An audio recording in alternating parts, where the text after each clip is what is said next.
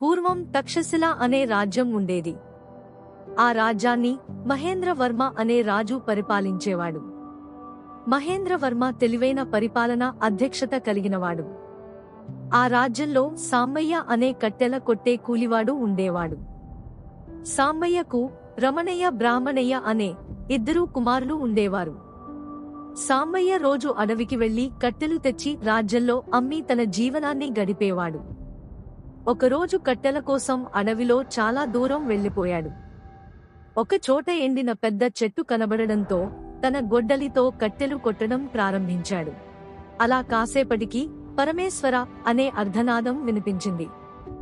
ఏంటని శబ్దం వినబడిన చోటికి వెళ్లాడు. అక్కడ పాము కాటుతో ఒక మునీశ్వరుడు పడి ఉన్నాడు.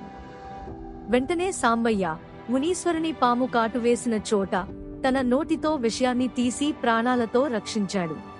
అందుకు మునీశ్వరుడు సంతోషించి, నువ్వు నా ప్రాణాలు కాపాడావు, నీకు ఏ వరం కావాలో కోరుకో ఇస్తాను అన్నాడు. అందుకు సాంబయ్య, నాకు ఎలాంటి ఆశలు లేవు స్వామి, ఉన్న జీవితమే సంతోషంగా గడిపితే చాలు అన్నాడు. సాంబయ్య నిస్వార్థానికి సంతోషించిన మునీశ్వరుడు సాంబయ్యకు ఒక మహిమగల వజ్రాన్ని వరంగా ఇచ్చాడు. సాంబయ్య, ఈ వజ్రం ఉన్న చోట ప్రతి పనిలోనూ విజయం మరియు అష్ట ఐశ్వర్యాలు ధన ధాన్యాలు సమృద్ధిగా ఉంటాయి అంటూ ఆశీర్వదించి వెళ్లిపోయాడు. సాంబయ్య వజ్రాన్ని తీసుకుని ఇంటికి వెళ్లి తన భార్యతో జరిగిన విషయాన్ని వివరించాడు. ఇలా కొన్నాళ్లకు సాంబయ్య రాజ్యంలోనే ప్రఖ్యాతిగాంచిన ధనవంతుడైనాడు. ఇలా సాంబయ్య జీవనం సుఖంగా సాగింది. కొన్నాళ్లకు సాంబయ్య వయసు మీద పడడంతో అనారోగ్యానికి గురి అయ్యి మరణానికి దగ్గరయ్యాడు. తను ఇక ప్రాణాలతో ఉండనని తెలుసుకున్న సాంబయ్య తన ఇద్దరి కుమారులను పిలిపించి మునీశ్వరుడు ఇచ్చిన వజ్ర రహస్యం గురించి వివరించాడు. సాంబయ్య మరణించిన కొన్నాళ్లకు రమణయ్య బ్రహ్మణయ్య ఆస్తుల పంపకంలో గొడవలు పడ్డారు. రాజ్యంలోని పెద్ద మనుషులు రమణయ్య బ్రాహ్మణయ్య సంబంధించిన ఆస్తి పంపకాలను చేయలేకపోయారు. ఇక గత్యంతరం లేక రమణయ్య బ్రహ్మయ్య తమ ఆస్తుల పంపకాలను రాజు ముందర ఉంచారు. రాజు రమణయ్య బ్రాహ్మణయ్యలతో మీ సమస్యను క్లుప్తంగా వివరించండి అన్నాడు.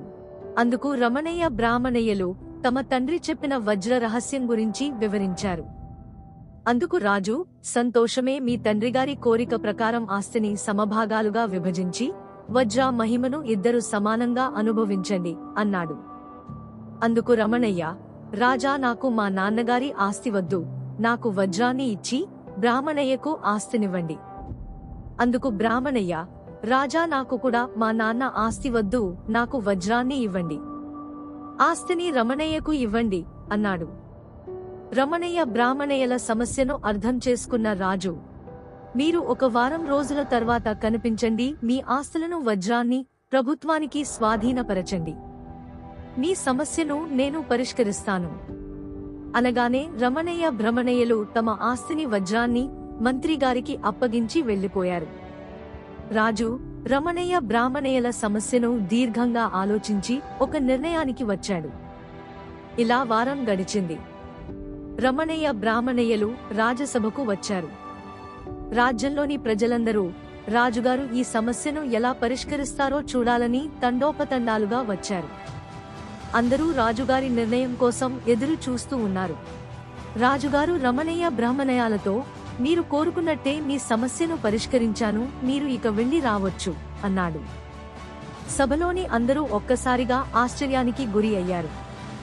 ఎవరికీ ఏమీ అర్థం కాక రాజుగారిని చూస్తూ ఉండిపోయారు. భయంతో రమణయ్య బ్రాహ్మణయ్యలు, ప్రభువు, మమ్మల్ని కాపాడండి, ఉన్నస్తి అంతా పోతే మేము జీవించడం భారమై ఆత్మహత్య చేసుకోవలసి వస్తుంది అన్నారు. అందుకు రాజు, మీరు మీ తండ్రి ఆస్తి వద్దన్నారు. విచక్షణ జ్ఞానాన్ని మరచి వజ్రము నాకు కావాలి, నాకు కావాలి అంటూ పట్టుపట్టారు. కానీ వజ్రం కూడా మీ నాన్నగారు సంపాదించిన ఆస్తి కిందనే వస్తుంది అన్న సత్యాన్ని మరిచారు. మీరే మీ నాన్న ఆస్తి వద్దన్నారు కాబట్టి మీ ఆస్తిని వజ్రాన్ని ప్రభుత్వపరం చేస్తున్నాం, మీరు ఇక వెళ్ళిరండి అంటూ కోపంతో చెప్పాడు. అజ్ఞానంతో చేసుకున్న పనికి రమణయ్య బ్రహ్మణయ్యలు రాజుగారి పాదాల మీద పడ్డారు. కరుణించిన రాజు రమణయ్య బ్రహ్మణయ్యలకు ఆస్తిని సమానంగా పంచి ఇచ్చాడు. వజ్రాన్ని రాజ్యంలోని శివాలయంలో శివుని ముందు ఉంచి రోజు పూజలు జరపమన్నాడు. ఆ వజ్రం శివాలయంలో ఉండడం వలన రాజ్యంలోని అందరికీ మంచి జరుగుతుంది, రాజ్యానికి విజయం వరిస్తుంది. శివాలయానికి సాంబయ్య వజ్రాన్ని కానుకగా ఇచ్చినట్లు శాసనాలు చెక్కించి శివాలయంలో ప్రతిష్ఠాపించారు. రాజు తీసుకున్న నిర్ణయానికి ప్రజలందరూ సంతోషించి రాజు పరిపాలనా విజ్ఞతను దేశమంతటా కొనియాడారు. ఇలా రమణయ్య బ్రాహ్మణయ్యల స్వార్థం రాజ్యానికి మేలు జరిగేలా చేసింది.